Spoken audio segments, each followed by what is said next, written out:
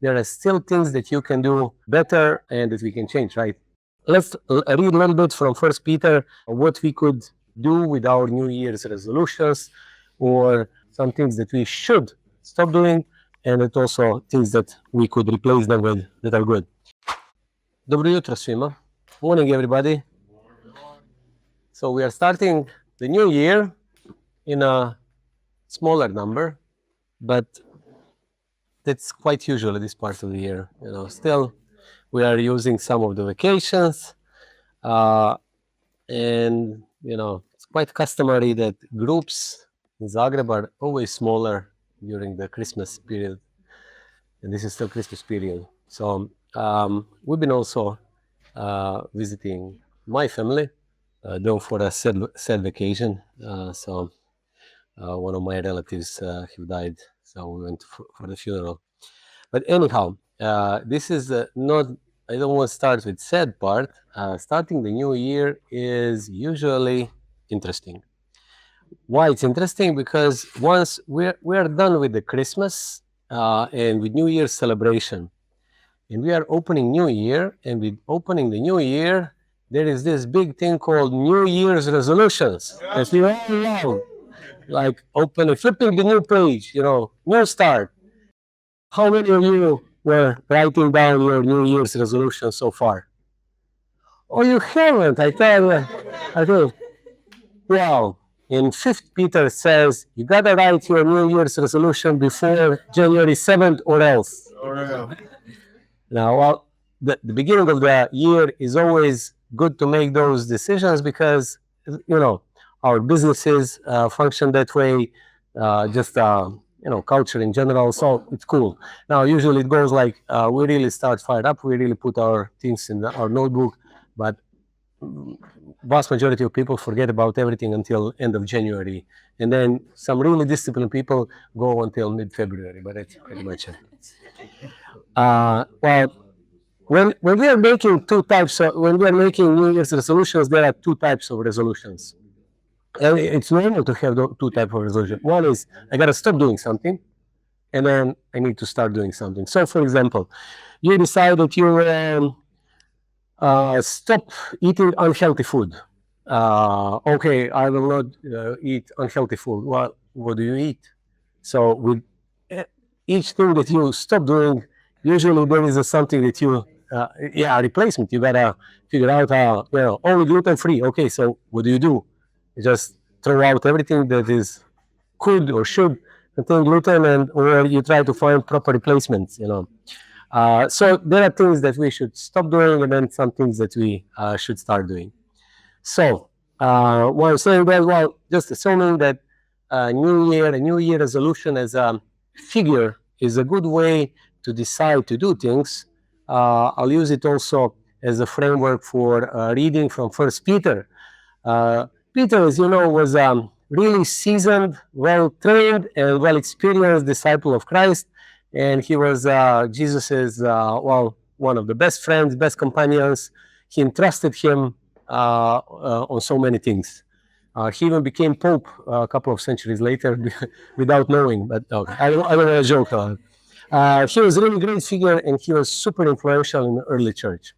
And he even penned 2 epistles, which is letters to disciples, mainly in Asia, but these messages are universal. When you read those, you can understand that he's writing to young disciples, but church being young, it was somehow normal that majority of disciples are young disciples.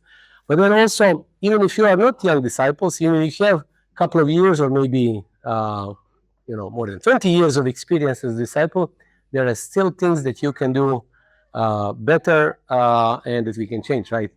And if it would be perfect, we probably wouldn't be here anymore. We would be in heaven. So there are so many things that we could change. So let's read a little bit from First Peter what we could do with our New Year's resolutions, or what we could stop doing, and also things that we not only could, some things that we should stop doing, and it also things that we could replace them with that are good. So first, we read in 1 Peter 1, verses 3 and 4. Praise be to the God and Father of our Lord Jesus Christ. In His great mercy, He has given us new birth into a living hope through the resurrection of Jesus Christ from the dead, and into inheritance that can never perish, spoil or fade, kept in heaven for you.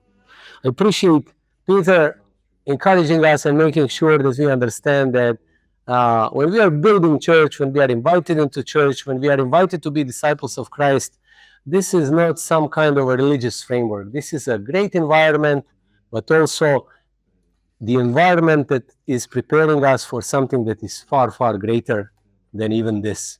You know, as glorious as it is to be in loving church, caring church, helping church, it's even better to set our eyes on heaven that will be there for us.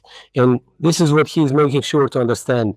Praise be to God and His mercy, because we need lots of mercy, that He gave us new birth, new beginning into living hope, and that hope is through resurrection of Jesus Christ. This is not some kind of a new age type of, okay, we should hope for better, we should feel it. No, that hope is based on the fact that Jesus Christ, Son of God, came to the earth, lived as a man, He died on the cross, and then He just resurrected.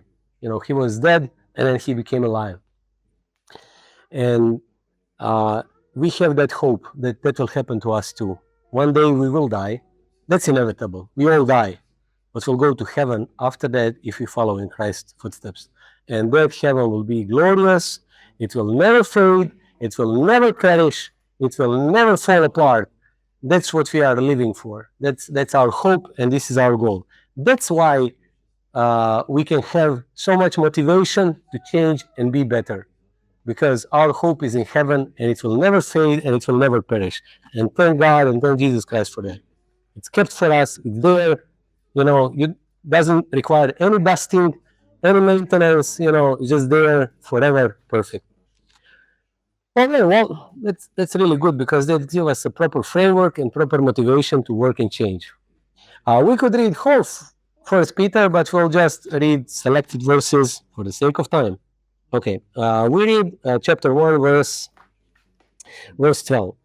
It was revealed to them that they were not serving themselves but you, when they spoke of the things that now have been told you by those who have preached the gospel to you by the Holy Spirit sent from heaven. Even angels long to look into these things. Here he's saying that all these guys who wrote the Old Testament, all those super cool prophets and preachers such as Moses or Daniel or Isaiah, they were not doing these things for themselves or their own time, but for us. They were talking about us. They were talking about kingdom of God on earth. Also, this will be extended to heaven. And, you know, living in the environment of disciples, and each one of us being able to have Holy Spirit is really, really great thing. All these guys for centuries were only dreaming about it. They were preaching about it, but they couldn't see it. And Peter says, you guys are living that.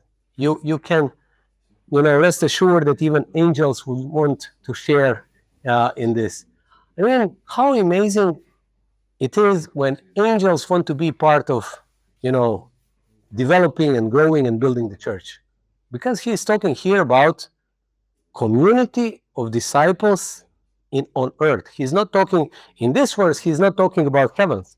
He's talking about what we have here. So, guys, if you are like me, you probably sinned even this morning. Or if you didn't have enough time, well, we are, because we were all late apart from Chris and, and Tanya. You know, we're far from perfect, you know. So, remember when you hurt last time someone? We can hurt people by two ways. One is when you are really rude to someone, when you do something harmful to something. But then more often than not, we hurt people by not doing things that we should be doing. You know, in the relationship, you know, we can hurt. I mean, there will be a place and time to share some of the things over this weekend. But the thing is, you know, some things that hurt Anchitsa the most are not things that I do to her, but that I don't do to her, or that I should be doing, but I don't. So that's also a way how to hurt people. But why I'm saying that, we are a group of sinful people. We hurt each other, and we sinned across last 1 day, 2 days, 5 days, so many times, and we are forming church, right? And it says here clearly that even angels would want to be a part of such church. Weird.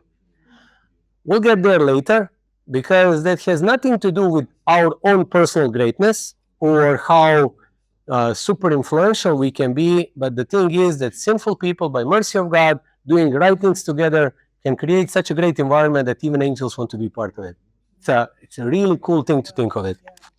Okay, so let's read in verse 13. Therefore, prepare your minds for action. Okay, so this literally says, pick up your robes. Now, if you've been living in Middle East 2,000 years ago, you wouldn't be having miniskirts. There were no pants like this. You didn't have, I don't know, yoga pants or whatever. You had robes. And those robes were lengthy, for whatever reason is that. Either they were stupid and they couldn't make trousers, or they just loved it that way. I don't know. The thing is, you had long skirt. Now, I know that sisters can understand what does long skirt mean. It can be fancy, but you can't really run in it, or you'll fall on your nose. If you want to run in a long skirt, you got to do this. You got to free up your knees, so that you can make large steps. So this verse literally said, guys, pick up your robes, not skirts, so that you can run. So you can read it, okay, put your sneakers on. Or, just take your sport gear, prepare for the fitness, because there will be some action.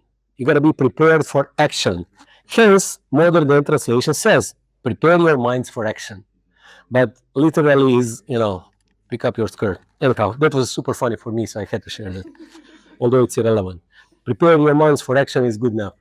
Why is that important? Well, if we don't prepare for action, we may, not be able to execute what I'm saying. For example, if we're going to play football and you have, I don't know, either boots or flip-flops, you won't be able to contribute much because you don't have proper shoes. So being prepared for a game of football means that you have proper sneakers, and if it's slippery, then you better have those with crampons or whatever this word in English. So if you want to get prepared for, let's say, helping someone paint the wall, and you come in a really nice suit, you'll probably be doing it like this, so you won't be very helpful. Hence, being prepared for that means you gotta come with some garment that you can change. So we need to prepare our minds. If we want to change, if we want to be better this year than we were last year, if we want to build church, if we want to excel as disciples, if we want to achieve greater connection with God, with each other, whatever it may be on your New Year resolution list, we gotta prepare our minds and souls for action. How? Well, a couple of good tips here, and I don't think that anyone could disagree. Be self-controlled. Set your hope fully on the grace given you when Jesus Christ is revealed. Okay, so he says, be self-controlled and set your hope fully on the grace given you when Jesus Christ is revealed. Not really sure what he's saying here. If you are like me, you read this and then, I understand, kind of. No, I don't. But the thing is, he says, if you want to change, you want to be closer to God, what he says is, set your eyes on Jesus. He's our hope, not only some vague example what we should be, not some kind of a picture-perfect poster, and that, you have it there, you show it to everybody, but you can't really relate. No, he's the reason why we live. He's the reason why we do what we do. He is the reason that we hope for eternal life. He is the hope and motivation behind our change. Now, if you forget about it, it will be much harder to change because we'll be doing that on our forces and we'll be much more prone to fail or to give up. So, if you want to get ready, set your eyes on Jesus. How we do that? We'll do that on another occasion, but setting eyes on Jesus meaning, well, we pray regularly, we read Bible regularly, we confess regularly, we talk regularly, we stay humble. And some of these things, you will see that Peter is really talking through this epistle, especially about being humble. But he's the reason of our hope. So, and we will understand it when he is revealed. Now, he still didn't come, so there is still so many vague things. We'll understand it fully once he comes. Okay. And then also reading verse 14, as obedient children, do not conform to evil desires you had when you lived in ignorance. But just as he who called you is holy, so be holy in all you do. For it is written, be holy because I'm holy. We can read this in two ways. One is, let's be encouraged to do our best to be holy, or others, well, nobody is holy, so neither can I be. So when he's telling me, be holy, that's basically he's, I'm doomed to fail because I'll never be holy until I go to heaven. That's similar like going to fitness. Now, if you are in a good shape, it's less of a problem. But the first day in fitness, and you see guys like Tim, or like, really in good shape, and you see them doing all the push-ups and sit-ups, it's incredibly discouraging. And, okay, 5 years ago, my wife, she was smart enough, she paid 3 months in advance, and she knew how stingy I am. So I went there, she knew that I'll go for those 3 months as long as the subscription is there. So I'm in the room full of women, a couple of guys. Those guys are in good shape, but not even close as the majority of women. There is one lady that's 70 years old. She has arthritis, so flexible, incredibly. She can do so many things. And I'm there, and I'm just embarrassing myself. It was really embarrassing. I'm embarrassed even now when I think of that. For example, we do sit-ups. And then after everything finished, my wife says, "Oh, I didn't do any workouts for more than a month, and now everything is aching me. I have, I can't, we were doing sit-ups and all, like my belly and all the muscles is just hurting me. How about you?" I said, "No." Because nothing really hurt me, because my neck was hurting. All I could do was like, I couldn't do this. So I didn't even come to activate this set of muscle, let alone these. But my neck was killing me. So that was how embarrassing it was. It took me months to get to any kind of form shape. Now, if you set your eyes on, those guys that are in shape, like in my case, if I set my eyes on that 70-year-old lady with arthritis, that would be, I can never do it, I give up. Going back to this verse, if you think be holy means I'll be perfect like Christ is perfect, you can give up. That is impossible because we are all sinners. But if that's something that will serve you as a motivation, as a role model, as this is what I'm getting, it's a process. I'll be there in 20, 30, 50 years when I die, when I go to heaven. That's completely another side. Now, I continue doing these things. I even outpaced 70-year-old lady and a couple of 65-year-old ladies. And after 2 years, I came to compete with a couple of those that were between 57 and 60. So it was a progress, After 3 years, I was finally getting into a group of 50s, Back then I was 45 though. But anyhow, I hope you understand what this means. Be holy like Jesus is holy means not, I can't do that, so I'll give up. Neither others will do things for me because I'm such a mess. No, this is like a motivation. It's like when you go to gym and you see these guys, I hope I can pick up something from them, and build up some muscles by looking at them. And the goal is to be like, for example, thin. But that doesn't mean that you have to be like someone who is in a really good shape. Sometimes it's good for us is enough that we are healthy. We don't need to have six packs. My first goal going to gym was I hope that this backache will stop. That my back will not hurt me anymore. That goal actually happened after only a month and a half.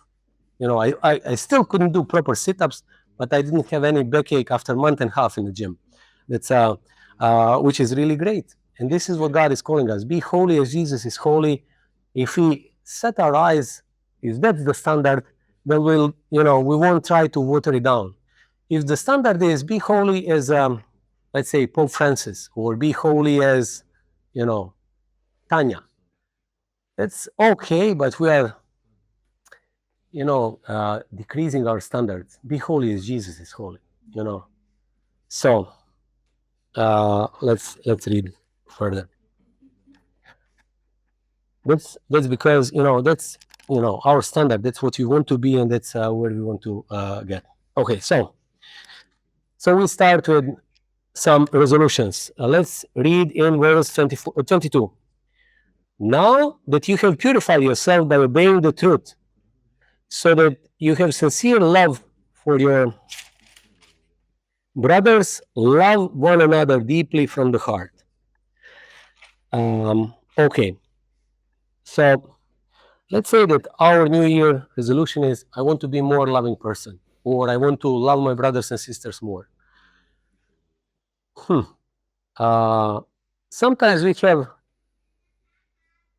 idea what does it mean, at other times don't. If you are like me, as a younger disciples, I was thinking, okay, I hope my heart will be much bigger so that I will be feeling more of a warmness toward people in the church.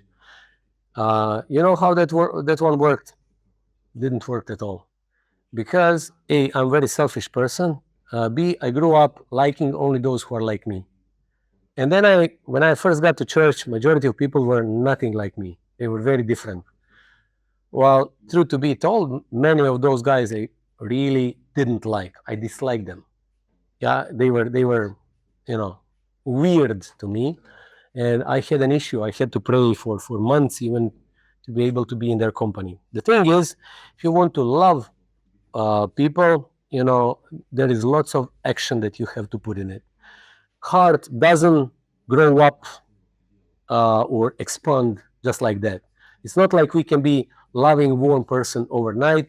Neither we instantly start liking those who are different than us. It's just process. So here what Peter is saying, guys, first of all, you got to purify your heart, which means get rid of the bad things. We'll also read some of the things that we need to get rid of in very, very soon. By obeying the truth, so when we purify ourselves, we are basically, that's like when going to gym, you try to change your diet, you get proper gears, so you're preparing for all the hard work that is going to be done. And then comes this thing. Now, you have, Peter says, so that you have sincere love for your brothers and one another deeply from the heart. This is also one of the greatest commands in the Bible. When this very smart young guy asked Jesus, what's the biggest command in the whole Old Testament, the whole Bible? It boiled down to two things. One is love your God from all your heart, and second is love each other as Jesus loved us. We gotta love one another. So that's one of the greatest commands. Okay, fine. Just how exactly do we do that, and what does it mean? So let's say that your desire is to love one another more, or that we as a church become more loving church, because we all sometimes feel, oh, church is not loving enough. I don't feel loved enough. I felt that, and I will just guess it. I think that you felt that at least at one point, even during the last couple of months, let alone in life. We all can be in feeling that, okay, we're not loved enough, or church is not loving enough. So for different reasons. But here Peter says, love one another deeply from heart. So what is this brotherly love or sincere love, or what does it mean? Well, Peter goes and we read in chapter 2, verse 1. Therefore, rid yourself, rid yourselves of all malice and all deceit, hypocrisy, envy, and slander of every kind. Whoa, whoa, whoa. He was talking about we are all holy, you are holy, we gotta be super holy. And now he's talking to them as they are, and as we speak, envious, slanderous, and these things. You know, we can be, the truth is, as disciples, that's a process. We are getting better and better, but we are still not completely free of this. So, loving each other, having this deep brotherly love starts with, you gotta get rid of, you gotta stop doing all these things. When there is malice, when there is deceit, you know what malice is. Zlonamieran, zločest, when you are deliberately evil. That's malicious. When there is intent, that's malice. But not only that, we need to stop all deceit, all the hypocrisy. Just how exactly do we do that? Well, sometimes we see it in ourselves, then we got to be honest. At other times, others need to point it to us. My wife had to point me many times that I have manipulative behavior. And my first reaction is, I start defending. The thing is, manipulative behavior is sometimes we are not even aware that we are doing these things because we learned that as a kid, or maybe that's a mechanism how we were coping with our insecurities. But manipulative can be, for example, someone's telling you something that's not comfortable, and then you start changing the subject, or you start deflecting, or you start blame shifting. That's manipulation. If someone is telling me that I gotta change something, then it's not me to turn the table. Well, tell me more about it. I'm a little bit embarrassed, but tell me more. That's what we need to do. We need to make sure that we get rid of deceit and hypocrisy, that we are open to inputs, that we are open to conversation. That doesn't mean that we need to agree with everything that people are telling us. It's just that we should be able to listen, especially when someone is talking to us directly about uncomfortable things. Envy, zavist. We can be envious. I've been envious so many times, as recently as maybe, well, yesterday I was envious. It didn't really go deep, but I felt this envy, and I had to, get rid of it out of my mind. I'm talking with my cousin, and I know that my cousin has much lesser salary than me, but he's changing third car in less than a couple of months. And he's a humble guy. He's not really, a guy who is lavishing money or reckless. He is good with money, but he's having third car in less than a couple of years, and really good car. And I felt a little bit envy. Why I don't have or when do I come to a situation when I can buy such car without any problems, And then I said to throw out that stupid thought out of my head because it's useless and stupid. But sometimes, we can be envious to, other people's spiritual success, or we can be envious to someone, how someone looks like, or how their relationships are. And usually it starts with something stupid, but we must make sure that we don't get Satan ground that those things develop. Peter is talking about malice, deceit, hypocrisy, envy, slander. Slander, trach. Slander, gossip is just when you talk bad about other people, And it doesn't have to be like, I don't know, Marco telling me that, my dad is stupid. He wouldn't do that, but, I'm just exaggerating. That would be sort of, one of those things that all people would jump on here and say, you can't do that. You can't say someone is stupid. But sometimes slander can be by criticizing other people or saying I could do that better. There are layers of slander, and we are not immune to that.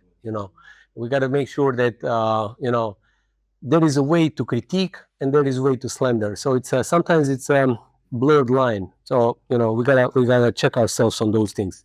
But we gotta get rid of all these things of every kind. Blatant kind, but also these much more less visible types of deceit, hypocrisy, and envy. Like a newborn babies crave pure spiritual milk. So that's easy to understand. We got to be like newborn babies in terms of we need to be really innocent. We need to make sure that we get, we purify our heart from these really ugly influences, and then we'll be able to be loving. So that you may grow up in your salvation now that you have tasted that the Lord is good. So this is our process. Like in gym, you gotta get rid of the bad habits. If you want to go to gym and you need to develop your body, then you should cut down on sugar. You should stop drinking or smoking. You should get rid of drugs. I'm just taking all these really exaggerating examples. And you start do what's good. So first step is get rid of the things that are really poisoning our heart and our soul, so that we can be more loving people. So if our New Year resolution, I want to be a more loving person, one of the things is we need to make sure that we always do proper check to be really innocent in our heart. How you do that? Again, you read, you pray, you talk with other people. You may even ask someone that you really trust, well, do you see anything that is really malicious in me? Do you see that I have any traces of slander or hypocrisy, stuff like that? But, this is for us to do. God didn't say how we should do it. He just, through Peter, he said, stop doing it. How? It's up to you. Okay, so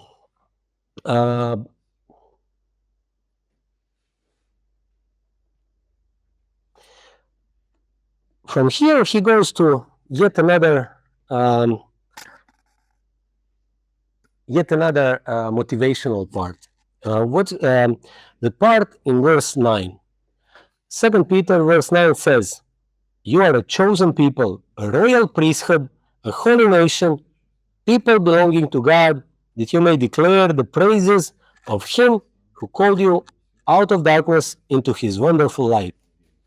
I'm sure that you've seen this scripture so many times, but Peter unmistakably is calling us all as a disciples, which means if you are disciples, that's also reflecting to you. We are royal priesthood. We are chosen ones. Now, this royal priesthood seems like a weird term, but if you were a Jew back then, that has really super meaning.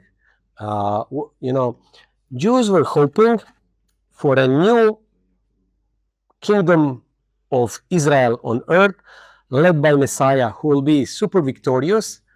And they had a hint how it could look like in Maccabean revolt a couple of centuries before. King David was from Judean tribe, from Judah, but all the priests were coming from the tribe of Levi. They were descendants of Aaron. And these guys who were rulers of Israel during Maccabean revolt were coming from both sides. They declared both Davidic descent and also Levitic descent. So in their mind, royal priesthood, proper king should be both priest and king, and somehow incorporating, both best sides of both worldly and spiritual greatness of Israel. I know it's a little bit of a weird concept. I'm just saying that this royal priesthood had deeper meaning to Israelites, and for them that was like, whew, it doesn't get much better than that. And that's something for you. So for you, it can be, this is super duper. Forget about royal priesthood. But I'm just saying that for them, they would be really excited hearing that they could be royal priesthood. So he's saying this for us because only a couple of verses before he said, you guys, you need to get rid of the malice, deceit, hypocrisy. So all of a sudden you start feeling, oh yeah, this is who I really am. You suddenly forget about this holy, that he was saying, be holy. Yeah, I can never be holy. This was, you already start like, oh, maybe I could really be holy. And then he comes with all this deceit and slander. And then you are discouraged and you're at the beginning, you want to leave. And he's like, oh, come back. Guys, you're a royal priesthood. It's super cool. You can do it. You're a holy nation. You belong to God. so that you can go and tell others, how Jesus is good and what he has done to you. Understand, guys, this is a process. So for us, building a church here in Zagreb, building a group of people who are followers of Jesus, we can't do that in 1 year. Nobody can do it alone. We got to do that as a group over a long period of time. Hence, we need lots of work, lots of motivation. So, don't dwell so much on your failures and weaknesses. You do have to do some, but this is not who you are. Who you are is far better than that. You guys are royal priesthood. God has chosen you. Now you are a sinner, but you are a good sinner. God can work out something really great from you, and he's mentioning that because we do need this motivation. We need to be reminded. I need to be reminded constantly that God is looking at me favorably, and that we can do really great things. Okay, so from here, there are a couple of things that he's mentioning what we should do and what we shouldn't do. So again, let's once again let's read what we shouldn't do.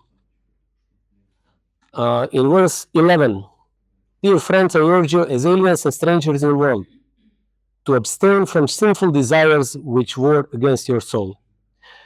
There are so many sinful desires for men. One of the biggest desires is, we are really prone to lust. Everybody is prone to lust, but I think that men are in general more prone to lust than women. So he said, just make sure that these things are waging war against your soul. Flee it. For other people, it can be some kind of addiction. It can be gambling. It can be drinking. It can be different things. Just flee from worldly desires. That's really, really important for us day in, day out, if we are to love one another deeply. And then there are so many things that he's mentioning here, but I'll just briefly mention those because they do affect each one of us, and we don't really think of them as an important pieces of loving one another. But look at what he spent in verse 13. Peter says, submit yourself to the Lord's sake to every authority instituted among men, whether to king or as the supreme authority, or to governors who are sent by him to punish those who do wrong and to commend those who do right. Why he's putting politics into the Bible? Well, he's just saying and reminding us we should be respecting authorities. Now, in Croatia, it can be Milanovic, Plenkovic. In the United States, it can be Trump versus everybody else.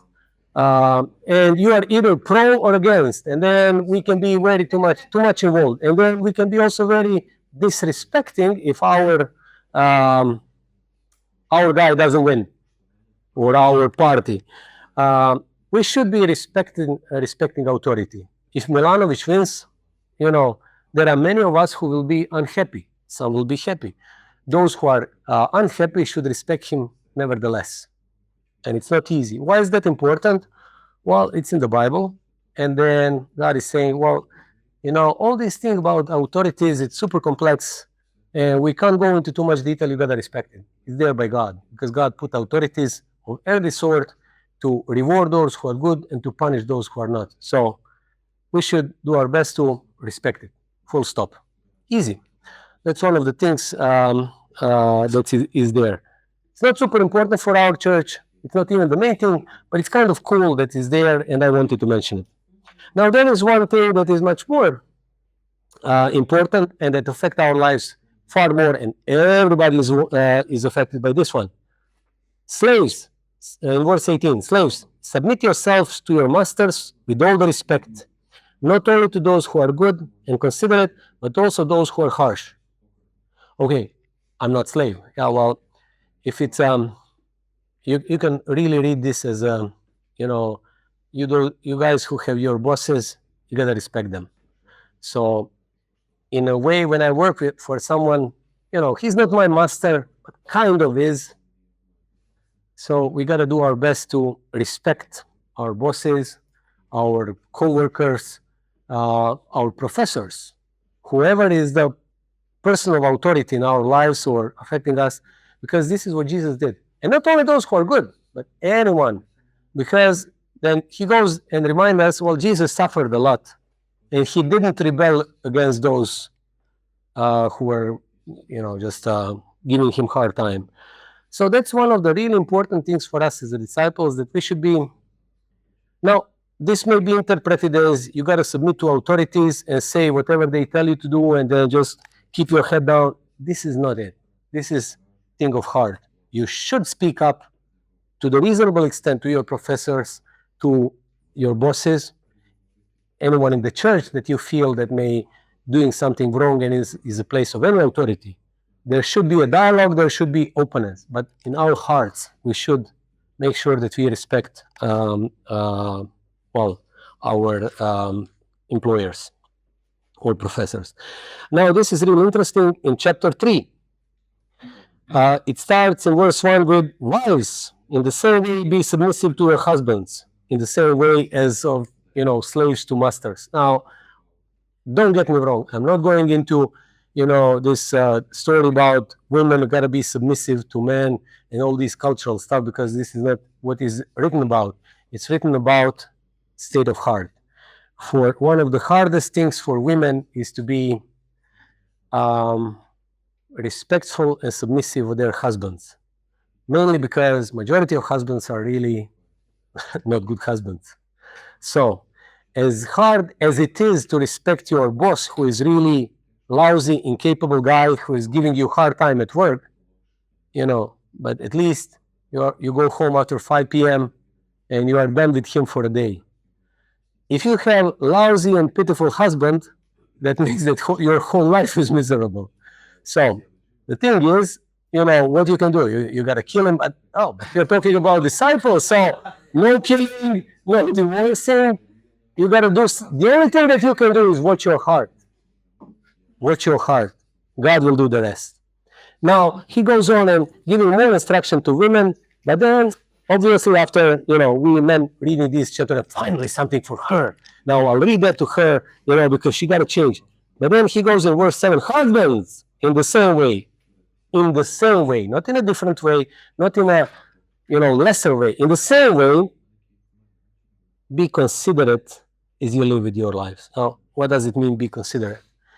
One of the things that husbands really neglect so often is being considerate to their wives, considerate to their feelings, considerate to their needs.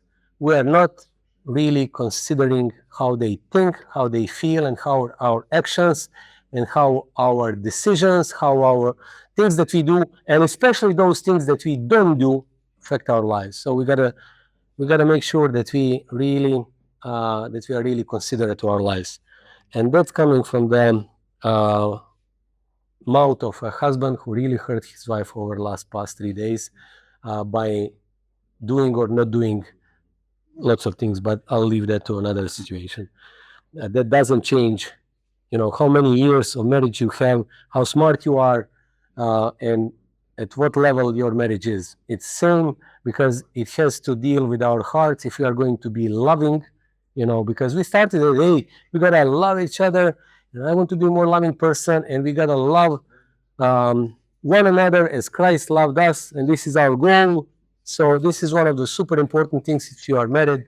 Wives, well, you gotta somehow find a way to respect your husbands and be submissive in your heart, not walking with burqa around. And for men is you gotta be considerate, and both gotta be respectful to one another. That's super important. So, there is one thing in verse 8. Finally, St. Peter, finally, all of you, men, women, or husbands and wives, professors, students, employees, employers, slaves, everybody, live in harmony with one another. Be sympathetic or be empathic. That would be also a word of the day now. Love as brothers, sisters. Be compassionate and humble. Do not repay evil with evil or insult with insult, but with blessing, because to this you were called, so that you may inherit a blessing. And one thing he says here is, which is really important, live in harmony. Now, live in harmony sounds a little bit of new age. How do you exactly live in harmony to each other? Now, I didn't really wake up and feeling in harmony. Well, maybe I did, but then everybody else is in mess. How do you live in harmony even within your four walls? Even with your wife or husband or your children, let alone in church. How can, what harmony is really is? Sometimes we have idea of a harmony as a, just this celestial bright light and, like the best orchestra in the world, and that's harmony. Oh, that's harmony that will await us in heaven. But, when you look into, in music, what is harmony? Obviously, if you are seeing some super symphony orchestra, their harmony of music is far greater than harmony that we can have in our choir. When there is no choir, for example, if Tanya and Chris were not here, we would probably do some singing, and it'd be less fun than with music. But achieving us as a harmony, we'll tune our voices and do the best as we can to sing glory, glory, hallelujah, and sing the songs that we know with each other. So we got to make sure that we have harmony with what we have, with pieces that we have. This is really big idea. I could talk about this for a long time, but the main idea what Peter is saying, guys, if your resolution is and should be loving one another, you gotta get rid of the bad things. You make sure to watch your heart to be really humble, not letting evil things influencing your heart, and then strive for the harmony. Now, think of a harmony as singing. Try to sing in tune. Harmony is in tune. Harmony in sports. It's different for Real Madrid than Marco, me, and Chris trying to play here on this grass. However, we can still find harmony with each other, with the skills that we have. That's it. Striving for harmony with pieces that you have, not the pieces that you don't have. We can't strive for the harmony of Luka Modric because he's not in the room. We can't strive for the harmony of, I'll use this example of Lowell and Angie because they are not in the room. Mario, you are stuck with me. Chris, I'm stuck with you, so we need to find the harmony. Poor me. Sorry, Chris. But we gotta strive for the harmony with each other with pieces that we have, and that's the greatness of the church, and that's why angels love it. Because these angels, they have this celestial harmony, but for all the time understood, lots of the angels are engaged in lots of fight with evil angels, and they see some harmony, but also lots of fight. And I think that we see much less fight than they do. And I think that angels actually love this harmony in progress that we are trying to build here in the church. So this is our goal. So,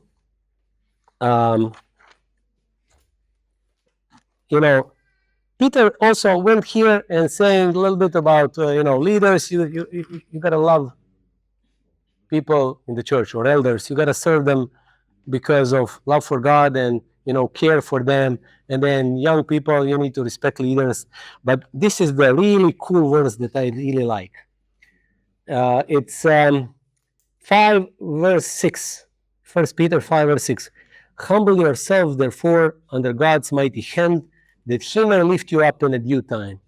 Cast all your anxieties on him because he cares for you.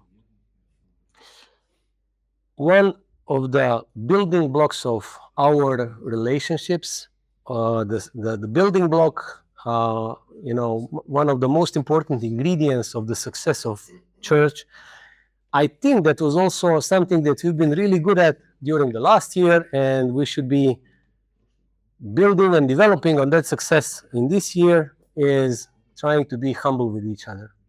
Being humble with each other means simply not, talking in a very silent and nasal voice. For example, Anchita, please pass me a salt. Or, like, Mario, can you please open me door? Now that's kind, but this is not the humbleness or,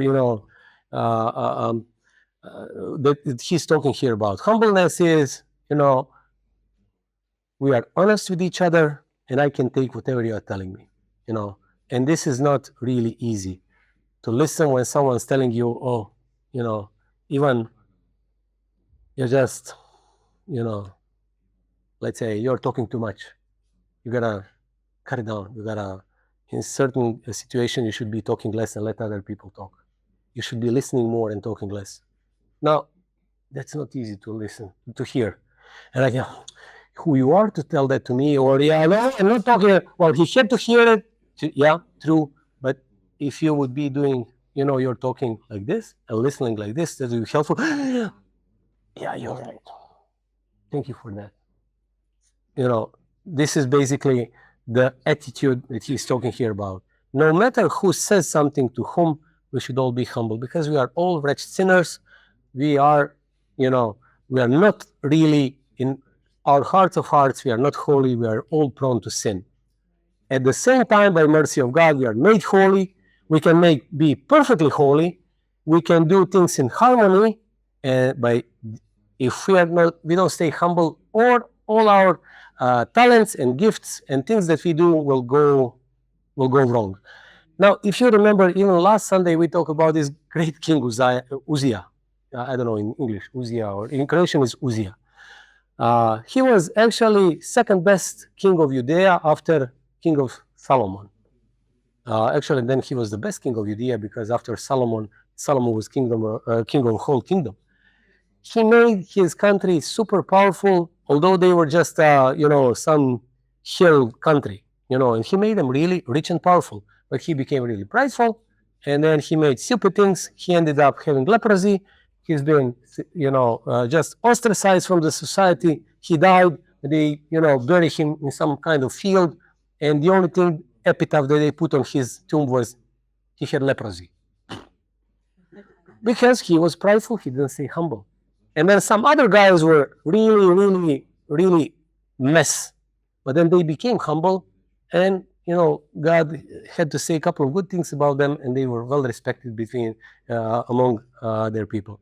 Having said that, without being and staying humble, nothing that we decide, nothing that we do will make proper effect. So humbleness is actually some kind of cement or construction material that is crucial for our longevity. Like a Roman concrete.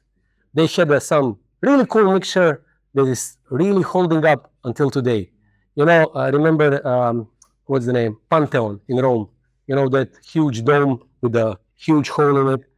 There are so many earthquakes and wars going on, but it's still there. They only need to maintain it because it's so well built. 2,000 years later, it's perfect. They had best concrete. There is no concrete in modern time like Roman concrete. Crazy, right? That's how good it is. Now, being humble is Roman concrete of our church and our relationships that will go to heaven. That's something that will help us stay there for a long time. So, I don't know what is your New Year's resolution, but let's say it has to do something with love one another.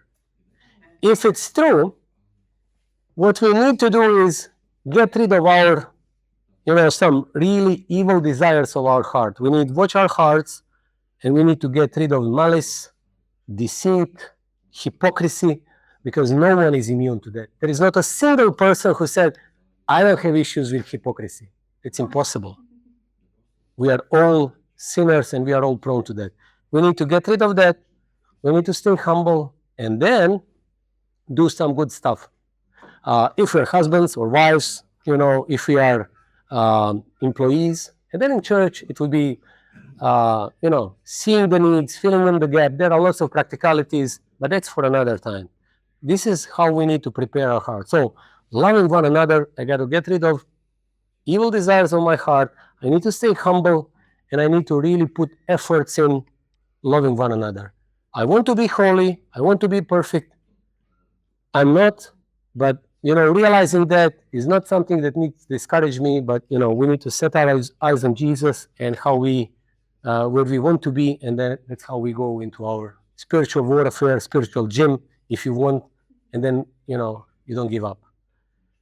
Using this same analogy, after 6 years, I still go to gym. I love it. I love it. I miss it when there is a Christmas break We don't go for 2 or 3 weeks because it's closed, and I miss it. I miss these group trainings. I love it. I need it. My back starts hurting after 10 days not going to gym. My back is hurting. I still need to force myself every time, like maybe once in 3 months, that I feel I want to go to gym. Usually I go there at the end of the working day. Understand me? Sometimes Marco Dora go with us. You go there and you feel your body is broken. Yeah, I don't know if you have something that's in your belly or your headache, but you go there and miraculously after that workout, in 95% of situations, you feel rejuvenated, you feel re-energized. If not rejuvenated, maybe energized. That's how you feel. Similarly, in our spiritual battles, we will face lots of ugliness. We need to fight our laziness. We need to fight our fears, our pride. We can find faults in each other. We can find that we don't like really people that we are here. There are so many things that, I wish that, I don't know, even changed after 10 years. He's still the same person. I can't stand it anymore. But instead of giving up, we can go and talk with each other. We can be open with each other. And if we all strive the same, you will see the miracle of God happening. And this humbleness taking a new turn, and people changing, people being thankful for what you are sharing. And that's how we build strong church, strong community that will really show mercy of God more than ever. Because people will not be attracted to church because we are at the stadium and we have 50,000 people singing glory, hallelujah in the best possible way, but being humble, open, real, loving each other in daily situations, day in, day out, and preaching the word of God truthfully, not because we want to kill them with the Bible, but to show them how God has been good to us and it can be good to them, and represent Jesus in this world in the best possible way. So let's remember Jesus. You remember him from your studies. When you now take bread and wine, let's remember Jesus. Let's remember, how humble he was when he descended from heaven on earth. How great suffering he had to take on the cross. Or all the truths that you learn from the Bible that pierce your heart and convicted you to change. Think of your Jesus, and let's be thankful that we have this opportunity, because religion is not about being, part of a tradition or part of a group or some kind of spiritual blah, blah, blah, but it's really this bond with Jesus and God that will last to eternity. It's a real thing, guys. And you remember your, that song from Depeche Mode, Your Personal Jesus. Well, in a way, Jesus is personal to all of us. Not that we have our own set of beliefs, but, we have unique relationship with him. If you think of that, thank him, and, let's set our eyes on goals, whatever we have for this year. But I think that loving one another will come there. Even you write it down as a New Year resolution or not, it will be an important part of the next year. And at this time, in 12 months, we'll be talking about some other great successes and spiritual victories and great events, hopefully with less broken bones, but with more wins on the spiritual side. Dear Father, thank you for the new beginnings, and thank you for the mercy that you are showing us day in and day out. Thank you for forgiving me my own sins almost 30 years ago, and thank you for being, just letting me be in your kingdom even now. And you know how much I sinned even over the past few days, and how much hurt I put on people that I loved most. But you still have me here, and we're still this great spiritual family of you that can be better. We can be real with each other, and we can work through our past hurts and present hurts, and we can build better kingdom. Thank you, because in Jesus we have greatest example of all of how to be humble, how to be loving, how to be persevering, and how to be holy. And this is what we really want to be, despite of our weaknesses and sins. Thank you for forgiving us and making us holy in your eyes. And thanks for Jesus enabling that. Amen.